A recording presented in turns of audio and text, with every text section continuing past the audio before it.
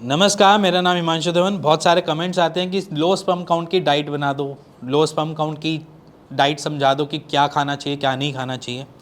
तो आज मैं आपके सामने कुछ एक ऐसी एलिमेंट्स की बात करूंगा जो हमारी बॉडी को रिक्वायरमेंट है हमारी स्पर्म प्रोडक्शन को बढ़ाने के लिए। सिंपल है, बहुत लाइट है, अगर आप समझो तो बहुत ईजी तरीके से समझ सकते हो। देखो, अगर आप किसी भी एलोपैथी डॉक्टर के पास जाते हो तो वो आपको क्या लिख कर देते हैं? वो आपको लिख के देंगे जिंक, सेलेनियम, ये दो सप्लीमेंटेशन लिख कर ही देंगे। इसके साथ आपको प्रोटीन के डेरिवेटिव दे देंगे।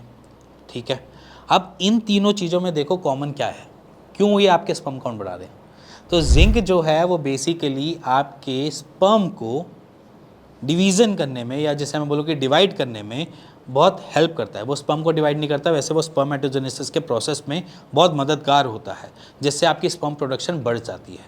तो इसलिए जिंक की रिक्वायरमेंट हमारी बॉडी को ज़रूरी है। जो हमारे स्पर्मेटोजेनेसिस का प्रोसेस है उसके अंदर वो एक तरीके से समझ लो कि वो बाइंडिंग और डिवीज़न का काम दोनों में ही हेल्प करता है।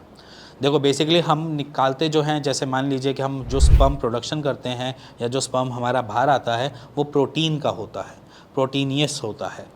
प्रोटीन जो बेसिकली होता है वो हमारी स्पर्मेटोजेनेसिस सेल डिवीज़न के बाद निकाल रही है, बट उसके अंदर जो मददगार होता है वो होता है जिंक। इसलिए आप जिंक के सप्लीमेंट जो होते हैं, इसलिए आपको रेफ़र किए जाते हैं कि आप जिंक के सप्लीमेंट ले लो, जिसकी वजह से आपकी स्पर्म प्रोडक्शन बढ़ जाए, आपकी स्पर्मेटोजेनेसिस जो है वो थोड़ा सा ओवर प्रोड्यूस करके, या जो उसके न्यूट्रिशन जो लैक हो रहे हैं वो न्यूट्रिशन पूरे करके आपकी स्पर्म प्रोडक्शन अच्छी हो जाए। बेसिकली जिंक का कंसेप्ट ही होता है, इसीलिए जिंक हमारी बॉडी के लिए रिक्वायरमेंट है।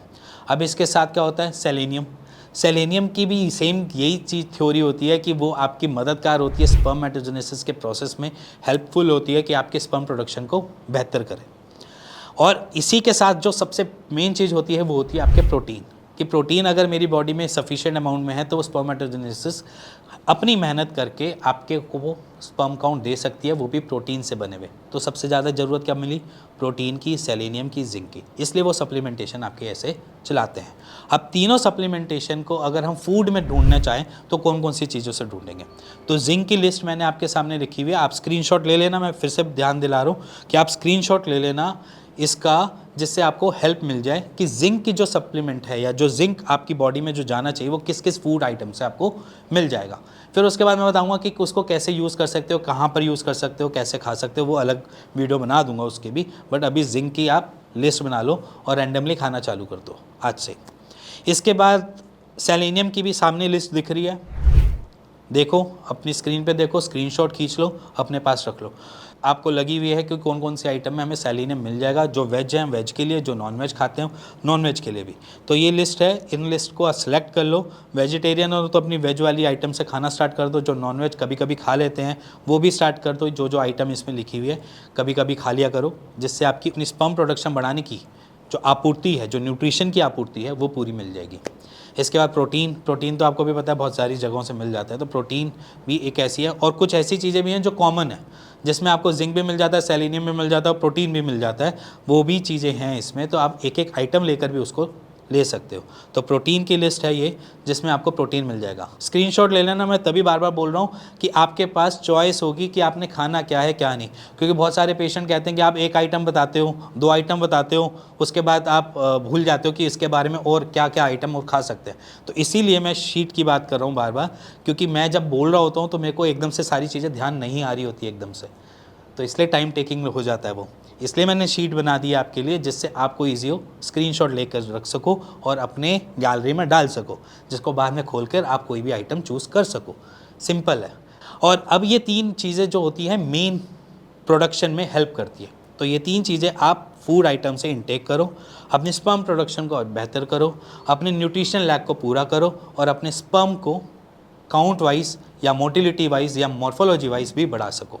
तो ये कुछ आइटम नोट डाउन कर लिए, तो स्क्रीनशॉट सब कुछ कर लिया हो। तो अब मैं आता हूँ असली मुद्दे पे, कि स्पर्म काउंट जो है उसको हम ठीक कर सकते हैं इसके साथ। बट अगर हम ये सारी चीज़ें ऑलरेडी ले रहे हो तो क्या दिक्कत हो सकती है जिससे मेरे स्पर्म प्रोडक्शन नहीं बढ़ पा रहे हो?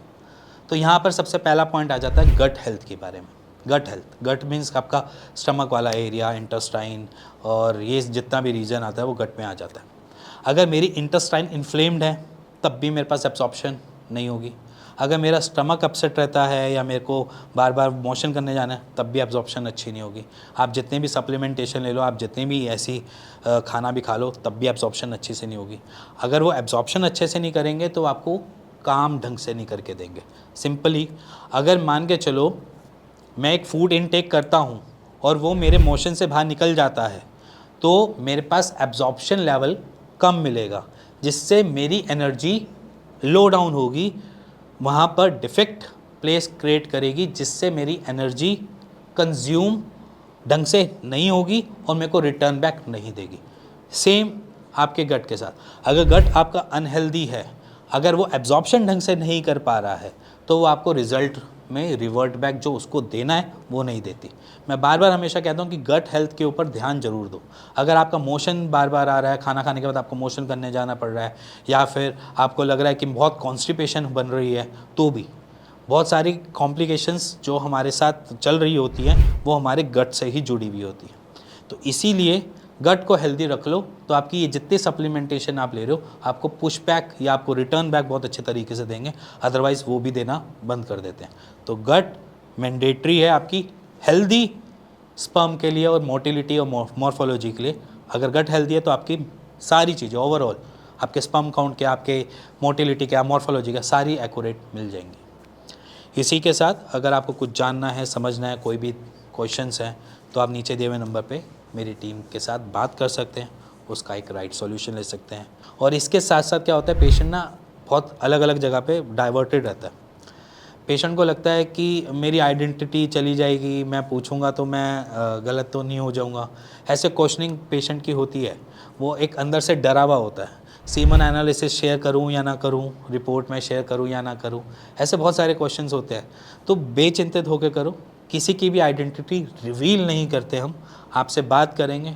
अगर आपसे सॉल्यूशन मिला तो वेल एंड गुड, अगर आपको नहीं मिला तो फिर उसके लिए आप सीधा मेरे को कमेंट कर सकते हैं, तो शायद मैं आपको यहाँ पर आपके लिए वीडियो बना सकूँगा। इसी के साथ मिलेंगे नेक्स्ट वीडियो के लिए, तब तक के नमस्कार।